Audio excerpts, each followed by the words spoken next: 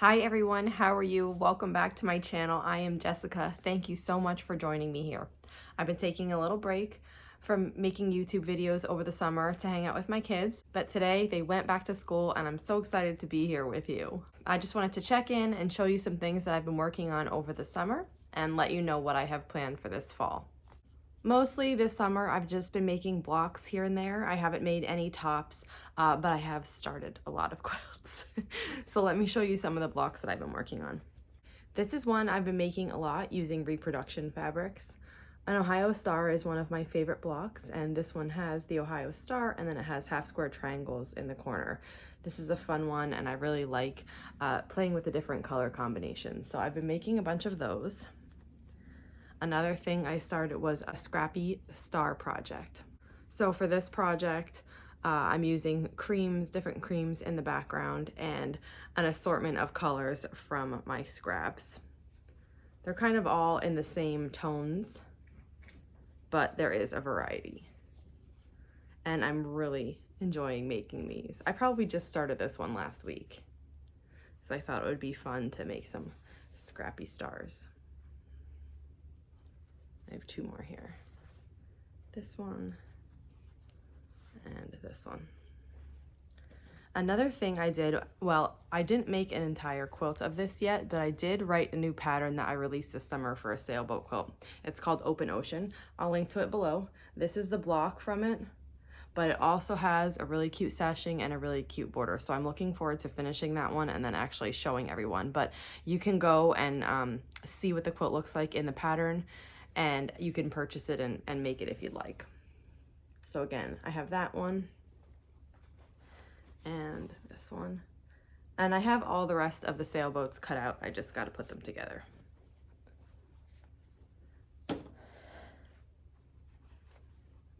The next quilt I was working on quite a bit. I have a lot of these blocks, so I won't show you all of them now, but it's these red, white, and blue churn dash blocks. So I have a lot of these. I think I'm really close. I only need maybe 5 more for my quilt top. But what I did was I got different reds from my stash, and I actually was able to make it so that I didn't repeat a red once. I was really digging deep into my scrap bin and my stash to make that happen. So I have all different reds. I didn't repeat any. And then I used a solid white, and I used this chambray from Moda. I like this. I've used this in other quilts before, and I always like how it looks and how it feels. So I worked on these. And then another block that I started was these, and these will eventually be a pattern. I didn't write it yet, but once I get these finished, I will. And kind of what I was doing here was I was picking colors that I wouldn't normally pick together, kind of stretching myself, a color exercise. And so these were really fun. I used 3 different colors and a cream in each one. My creams are all the same. They're from Lori Holt. There's 4 different creams. Let me see if I have one of each here. I do. So there's a pink, a yellow, a blue, and a green. I'm using the same background fabrics throughout the whole quilt. And then the middles are from my scraps, from a few fat quarter bundles. A lot of them are from fabric from Minky Kim, and her colors, she just always does beautiful colors in her fabric bundles. Colors that I wouldn't normally put together, so I kind of took a cue from that and I added some in. Like, this is not one of hers. This one is, and this one is, but from 2 different collections. So I just had fun mixing and matching to make these blocks. So I made quite a few of those. I still have more to do. This was kind of just whenever I could make a block, I did. And then let's see, I feel like I started so much more, but my work area is a mess because anytime I would just sew and I didn't really want to clean. So I'll have to get to that this fall. But the other thing I've been doing lately is I started a 100-day project, and I started that like 3 or 4 weeks ago, and basically what I'm doing for that is every day for 100 days I'm making one block a day for 100 days. And I don't have any blocks in mind each day. I kind of just see what I want to make and then I make that block. Some blocks are for quilts that I'm making. So some days I made some of these.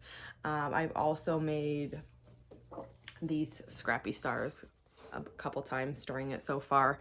And sometimes I just, I want to make a block, but I don't know if I want to make a quilt of it. So I would just make that block.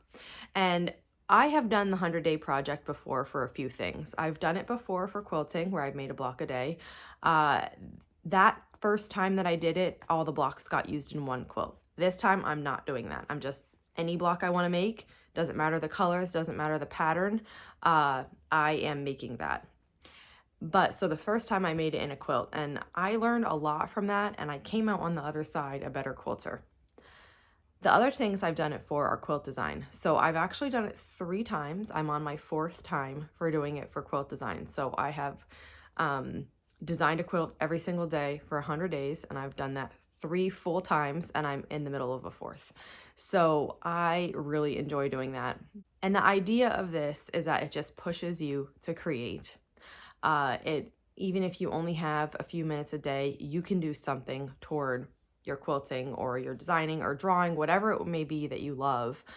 These projects just give you a little bit of oomph to make sure you're sticking with it and working on it every day. And every single time I've been so happy that I've done it. And it has been challenging. I will say this time seems like the easiest for me, probably because I've been quilting for a while, and making a block isn't as cumbersome as it used to be, you know, cutting out the fabric and actually sewing it together. I'm relatively quick at it now. The first time I did it, it felt like I could never make a block a day. I really struggled, but I pushed through and I did get them all done. That time, I was, like I said, I made the blocks for one quilt. And so what I did then was I would cut all the blocks out one day when I had time, like on a Sunday, for example. And then each day I would just sew it. And that helped there. So if you want to do this, but you're like, I don't know how I can fit that in, you definitely can fit it in. There are ways, and it is so worth it. So people have been asking me on Instagram, like, where are you making your blocks from? Are they all going to go together? And like I already said, they're not going to go together. I'm just making blocks to make blocks. It's a good exercise. And eventually, I know they'll get put in a quilt. If you don't know where to start, I have sampler patterns in my Etsy shop. You can pick one of those sampler patterns and just make one of those blocks a day. That's a really good starting point if you don't know what you want to make. But like I said, I'm not being limited by a pattern here. I'm just creating because I want to create. Okay, so what's coming next? When I did my last video during the summer and I said that I was taking a break, I had asked for suggestions in the comments and I got some.